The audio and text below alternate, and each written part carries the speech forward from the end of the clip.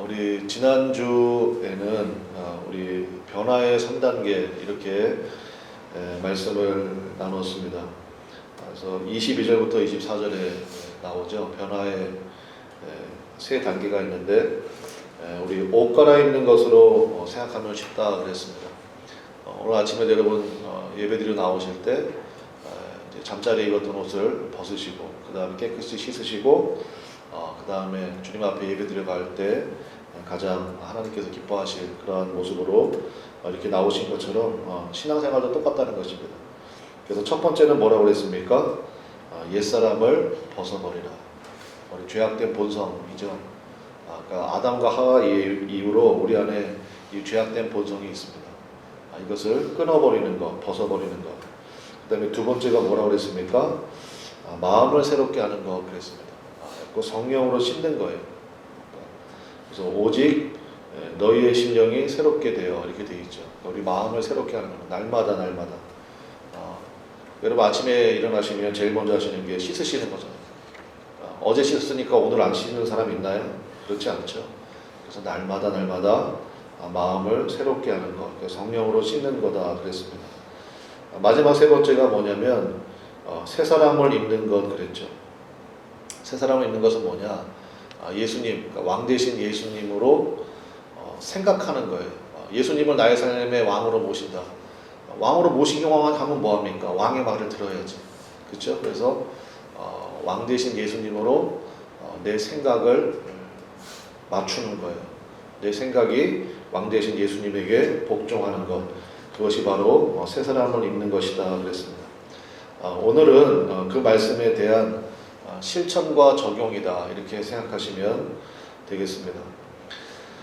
대부분의 성도들은 예수님께서 성령으로 우리 안에 오신 것을 다 압니다. 예수님이 내 안에 함께 하신다.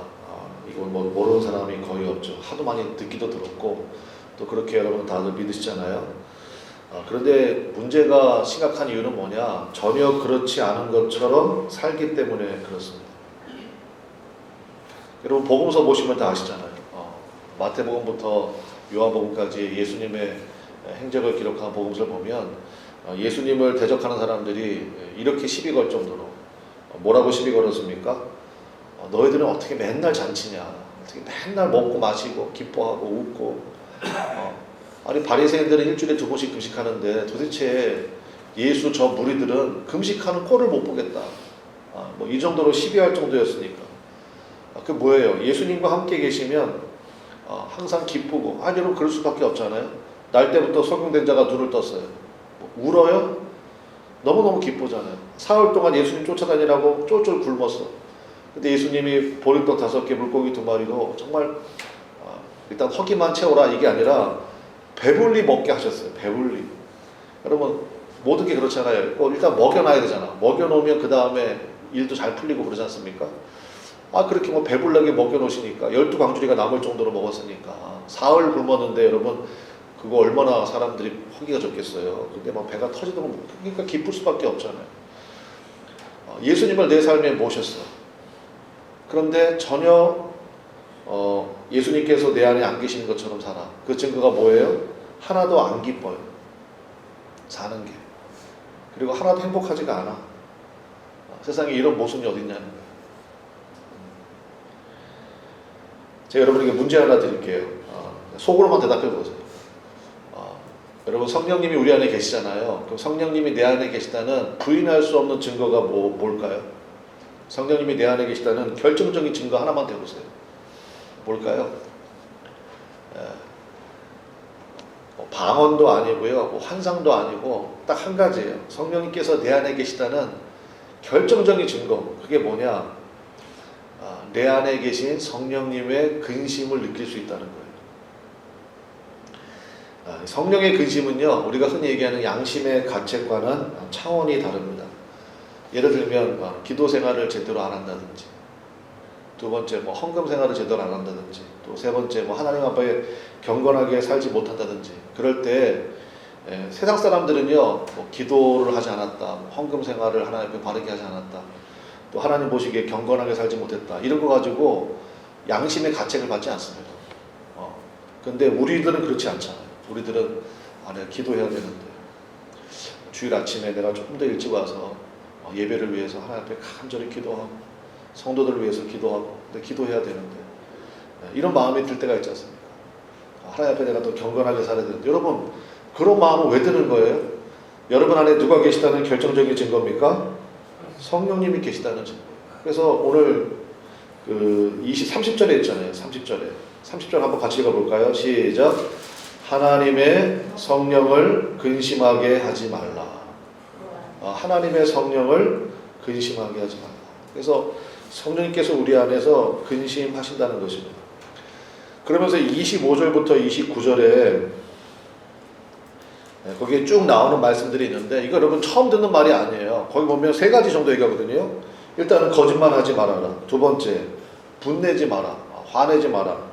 승질 난다고 승질 부르지 마라. 그거고요. 세 번째, 도둑질하지 말라. 아니 여러분 이거는 우리 꼬맹이들이 유치원 가면 유치원 때부터 듣는 얘기 아니에요? 유치원 선생님 애들 모아놓고 친구들과 사이좋게 지내요. 서로 양보해요. 그 다음에 친구한테 거짓말하면 안 돼요. 친구가 화를 내도 용서해줘요. 뭐 이런 거. 남의 물건 훔치면 안 돼요. 뭐 이런 거는 뭐 기본 아닙니까? 기본.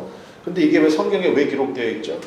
일단은 에베소 교인들에게 보낸 편지잖아요. 에베소서니까. 그러니까 에베소 교인들 가운데 이런 문제가 있다는 거예요. 굉장히 실망스럽지 않습니까? 사도 바울에게 그게 들린 거잖아요. 교인들 가운데 서로 사기치고 거짓말하고 이런 게 있고 막 서로 얼굴도 안 보고 지냅니다. 얼마나 다퉜는지 뭐 이런 것도 있었고 심지어 도적질하는 사람이 있습니다. 자기는 일도 안 하면서 남에게 피해만 주는 이런 사람들이 있습니다. 라는 얘기가 들렸으니까 이걸 썼을 거 아닙니까? 에베소 교인들 너무하죠? 그리고 여러분 에베소 교인만 그래요? 우리들에게는 그런 모습이 없습니까? 일단 그거 하나 생각해야 되고 또 한 가지는 지금 이 권면의 얘기를 하면서 우리 25절 한번 보실까요? 25절 보면 25절에 그런즉 거짓을 버리고 각각 그 이웃과 더불어 참된 것을 말하라. 여기까지는 사실은 세상적인 교훈과 별 차이가 없어요. 근데 그 뒤에 보시면 이는 우리가 서로 뭐가 됩니까? 지체가 됨이라. 교회의 머리는 예수님이고 우리는 그 예수님의 몸, 그러니까 지체라고 그랬잖아요. 지체. 그러니까 우리는 서로 지체가 되니까 어떻게 손과 발이 마음이 맞지 않을 수가 있느냐? 어떻게 손이 발할 때 거짓말하고 이렇게 할 수가 있느냐? 우리가 한 지체가 아니냐? 이게 성령의 교훈이라는 거예요. 그러니까 다 그런 말씀으로 되어 있습니다. 26절도 마찬가지죠. 해가 지도록 불을 품지 말고. 여기는 세상적인 교훈이에요. 여기까지는. 그 다음에 뭐가 나와요? 마귀에게 틈을 주지 말라. 여기는 성령님의 교훈이죠. 그러니까 우리는요 차원이 다른 거예요. 양심의 가책 그 정도의 차원이 아닙니다. 특별히 여기에 마귀에게 틈을 주지 말라 그랬잖아요. 그러니까 무슨 얘기냐? 마귀는요 영적인 존재지 않습니까? 그렇죠? 마귀는 영적인 존재잖아요. 그러니까 너무너무 잘하는 거예요. 뭐를요? 우리 안에 누가 계시다는 것을, 성령님이 계시다는 것을 너무너무 잘하는 거예요. 그러니까 그 자리를 뺏기를 원하는 거예요. 그래서요 마귀는 어떻게 해서든지 우리 마음에 들어오려고 발버둥을 칩니다. 틈만 생기면 들어오려고 그래요. 여러분 마귀가 들어오는 거 간단해요. 여기 말씀해 있는 것처럼요 내가 열받았어. 승질났어. 근데 그 마음을 품고요 하루만 지내보세요. 그 마음 품고요 하루만 지내보세요. 어쩜 그런지 그냥 내 안에 성령 충만해야 되는데요 아니에요. 마귀 충만해져요. 모든 게 다 짜증나고요 모든 게 다 꼴 보고 싶고 그래요. 왜요? 내가 마귀에게 틈을 열어준 거예요. 살다 보면 승질나고 내 마음에 안 맞는 일이 많죠. 그런데 그때 아까 얘기했잖아요. 새 옷을 입어야 돼.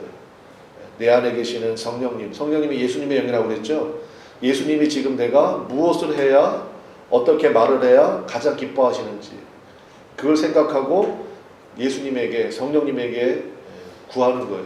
성령님 내 안에 지금 이런 마음이 있는데 이 마음 성남 파도를 잠잠하게 하신 것처럼 하나님 내 마음에 이 성남을 잠잠케 하여 주옵소서.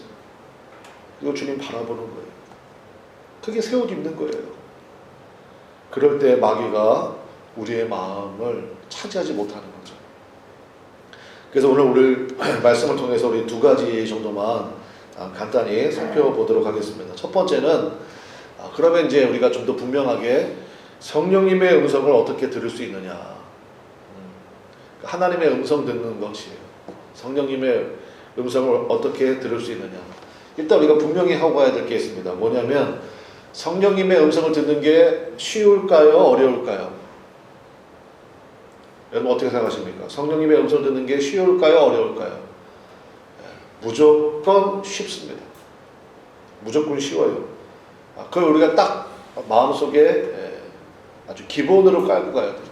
기도를 많이 해야지, 성경을 많이 알아야지 하나님의 말씀을, 성령님의 음성을 들을 수 있다. 절대 그렇지 않다는 거예요. 제가 화면에 말씀 하나 준비했는데 한번 보실까요? 요한복음 14장 26절 말씀이에요. 우리 한번 같이 읽어보겠습니다. 시작. 보혜사 곧 아버지께서 내 이름으로 보내실 성령, 그가 너희에게 모든 것을 가르치고 내가 너에게 말한 모든 것을, 그거죠. 내가 너에게 말한 모든 것을 어떻게 하신다고요? 생각나게 하신다. 아하, 성령님의 음성을 듣는 방법은 우리의 뭐를 통해서 들을 수 있다는 거예요? 생각이에요. 생각나게 하신다고요.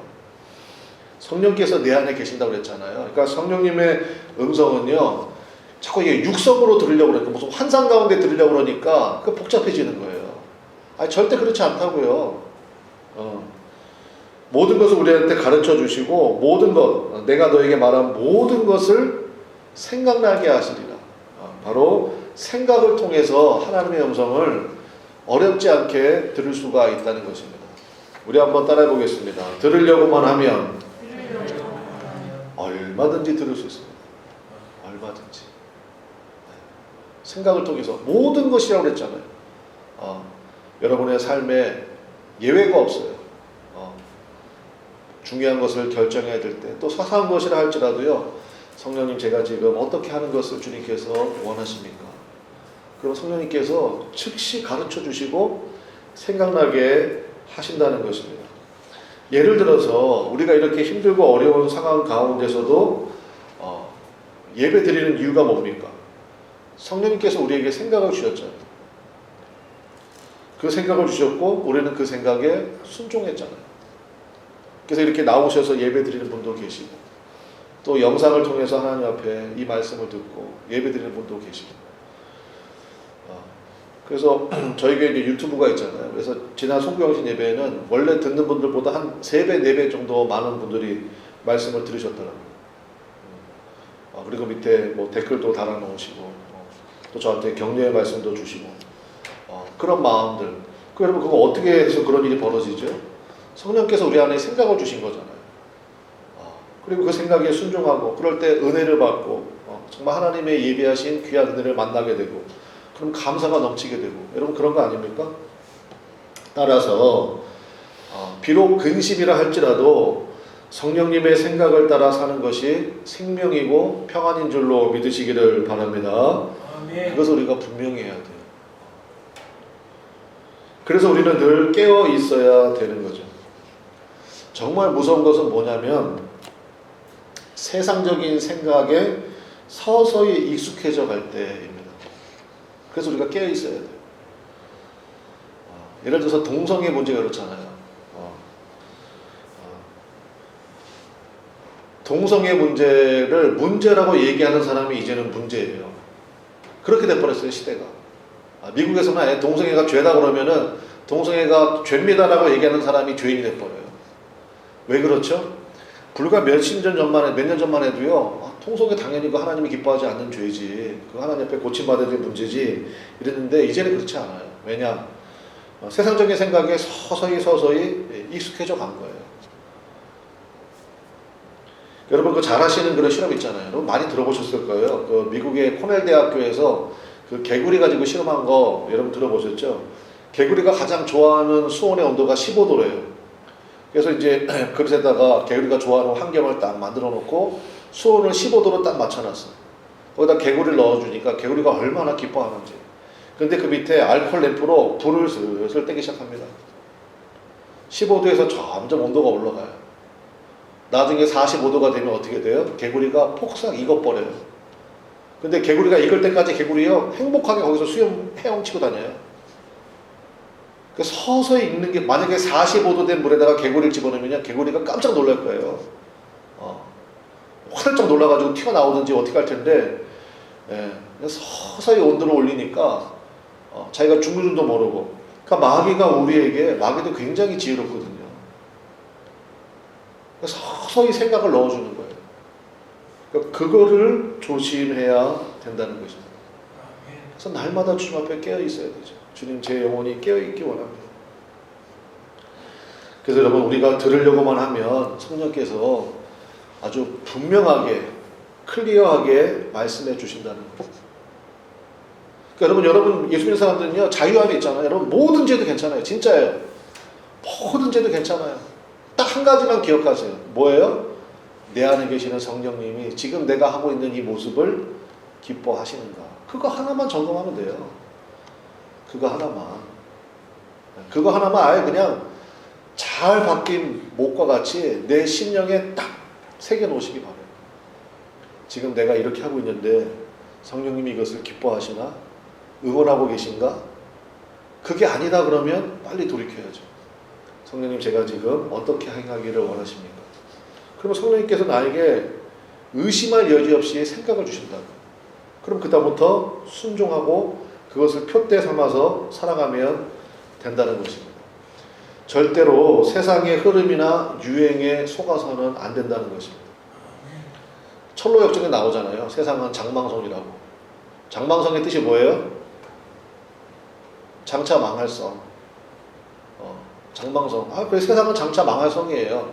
그래야 요한계시록에 얘기한 새하늘과 새 땅이 임할 거 아니에요. 그런데 세상에도 소망을 두고 살아가고 세상의 흐름이 다 그래요. 세상의 유행이 그래요. 그거 따라갈 거예요. 개구리 꼴 나는 거예요. 서서히 익숙해져 가서 나중에는 그게 자기의 올가미가 되고 자기의 영혼이 죽는 그런 일이 벌어지게 된다는 것입니다. 그래서 여러분, 성령님의 생각에 귀를 기울이시기를 바랍니다. 두 번째는 우리 한번 따라하겠습니다. 이건 중요하니까 한번 따라할게요. 마음의 문지기를 세우라. 마음의 문지기를 세워야 됩니다.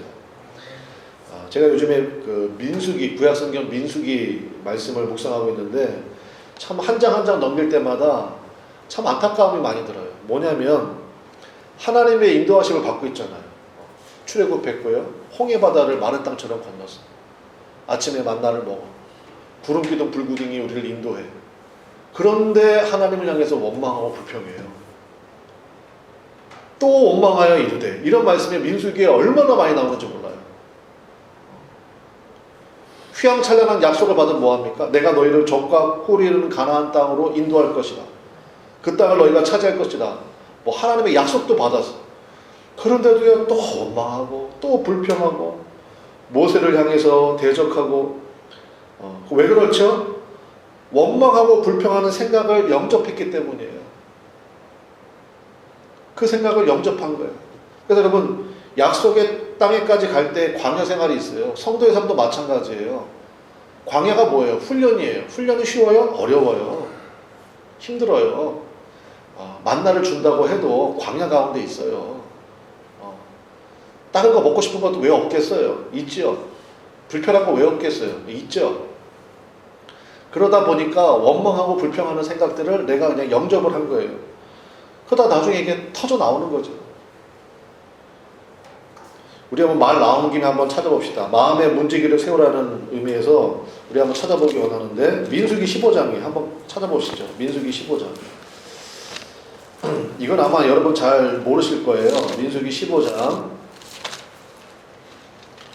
37절입니다. 15장 37절. 민수기 15장 37절이에요. 구약성경 222페이지예요.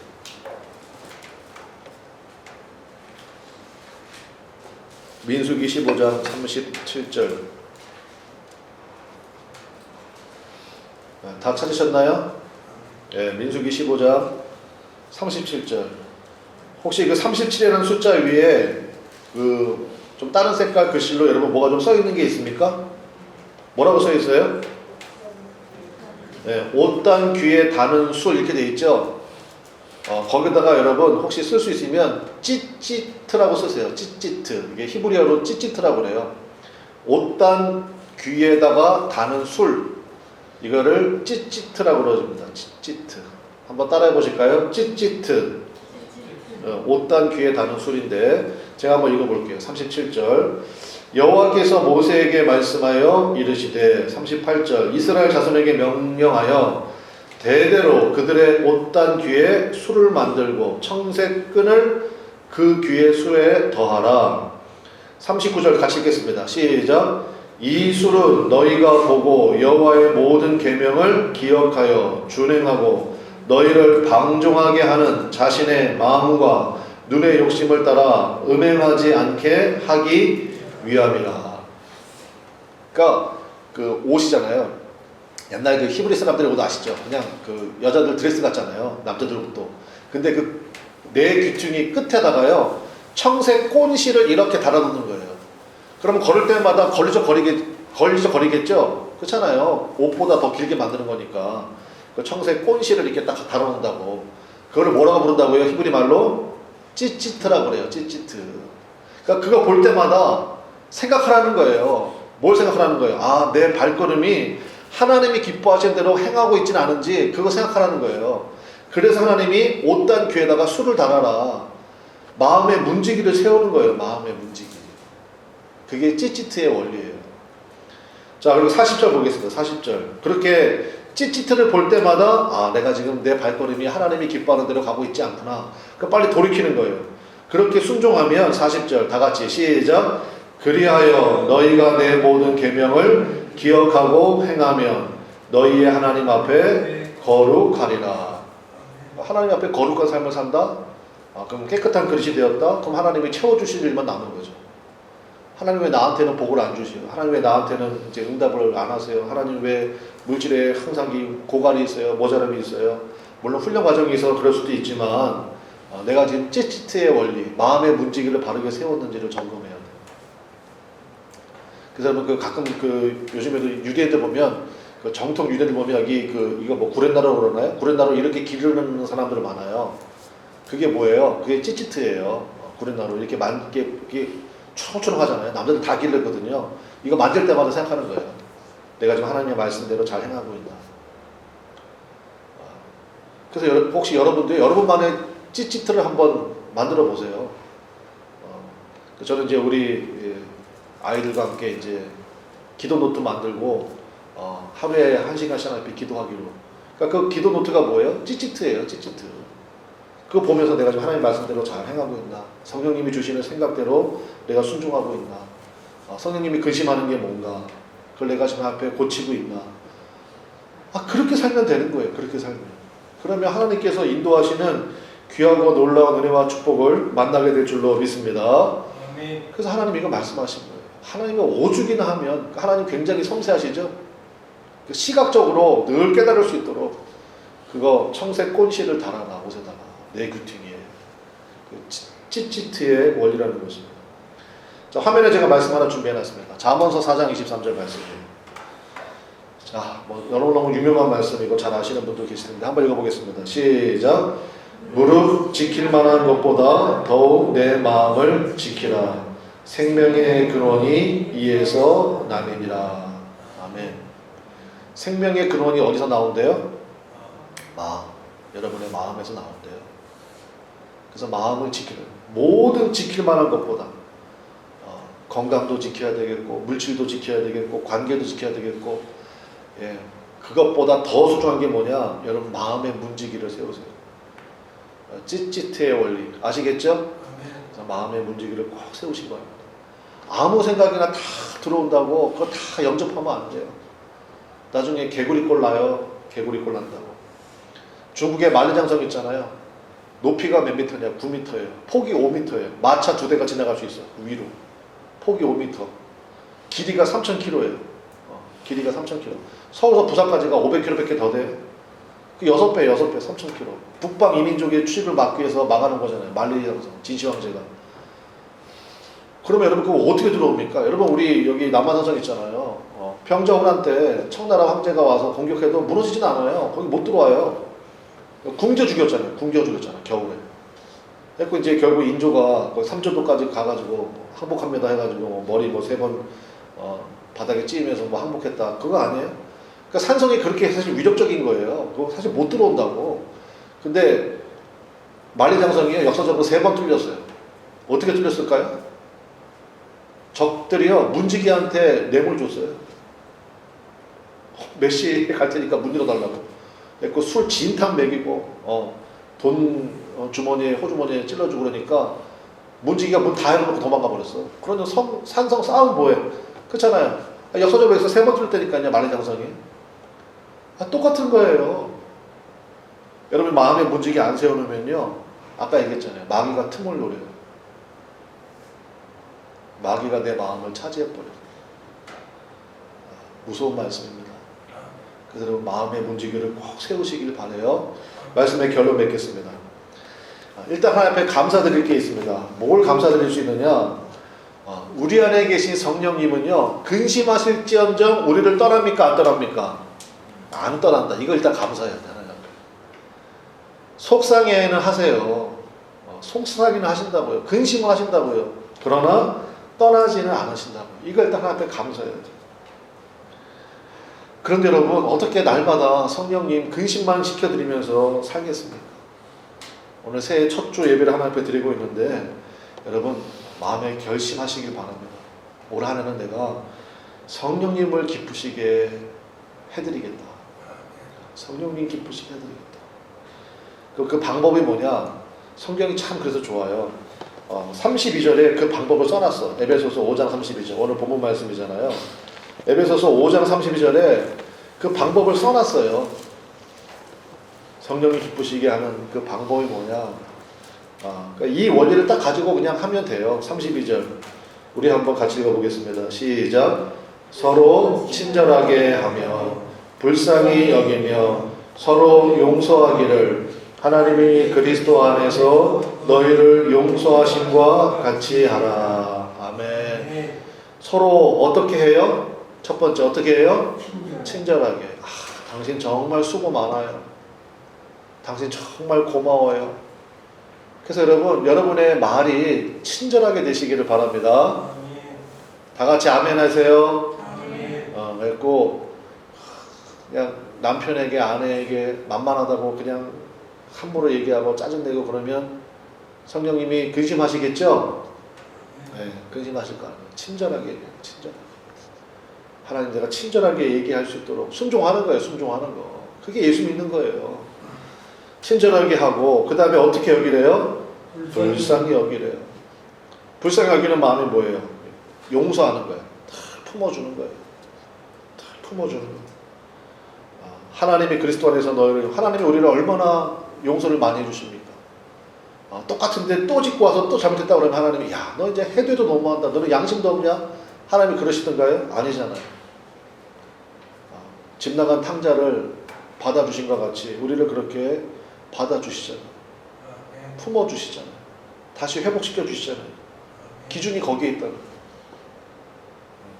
그렇게 용서하고 살아가는 거예요. 그게 바로 성령님께서 가장 기뻐하시는 일이라는 것입니다. 이 기준으로요 우리의 마음의 단속을 딱 하면 그러면 어떤 일이 벌어지느냐? 성령님이 여러분을 기쁘시게 할 줄로 믿습니다. 그렇죠. 이거예요, 이거. 성령님이 내 안에서 근심만 하셔요. 그러면 내가 기쁠 일이 전혀 없어요. 잘 되는 것 같아도요, 나중에 그게 큰 화가 돼요. 근데 성령님을 기쁘시게 하잖아요. 그러면 성령님이요, 어쩔 줄을 몰라 하시면서 여러분을 기쁘시게 합니다. 믿습니까? 정말 예상치도 못했던 그러한 은혜와 일들로 우리 심령에 놀라운 그러한 은혜와 기쁨을 충만케 하신다는 것입니다. 그래서 오늘 설교 제목이 성령님을 기쁘시게잖아요. 제가 문장을 끝맺음하지 않았죠. 왜냐? 성령님을 기쁘시게 하면 결국 누가 기쁘다? 내가 기뻐요. 결국 내가 기쁘고 내가 기쁘니까 곳간에서 인식 난다고 내 주변 사람도 다 기뻐요. 다 품어줄 수 있어요. 내가 저 사람 용서해야 되는데 그냥 이를 악물어. 이빨 상해요. 그리고 맨날 그런 얘기 하잖아. 왜 나만 그렇게 해야 되냐고. 왜 나만. 그게 그 마음 자체가요. 성령님이 절대 기뻐하는 마음이 아니죠. 그런 은혜를 주셨잖아요. 야, 이게 왜 은혜냐. 그래서 얼마든지 내 안에 샘솟 듯하는 기쁨이 있기 때문에. 왜 나만 이렇게 해야 되나요? 억울한 마음이 들어요? 그러니까 뭔가 하나님이 기뻐하지 않은 일을 하고 있는 거잖아요, 지금. 어떻게 억울한 마음이 들어요, 억울한 마음이. 그게 말이 되나요? 성령님이 나와 함께 하시고, 내 안에 강물 같은 기쁨을 주시는 거예요. 우리 집사님 나오세요. 우리 찬송합시다. 그래서 여러분 성령님을 기쁘시게, 그러면 여러분 안에 강물같이 흐르는 기쁨을 넘치도록 부으시고 채우실 줄로 믿습니다. 우리 그 은혜로 충만하게 우리 2021년 이 새해를 우리가 시작하면 좋겠습니다.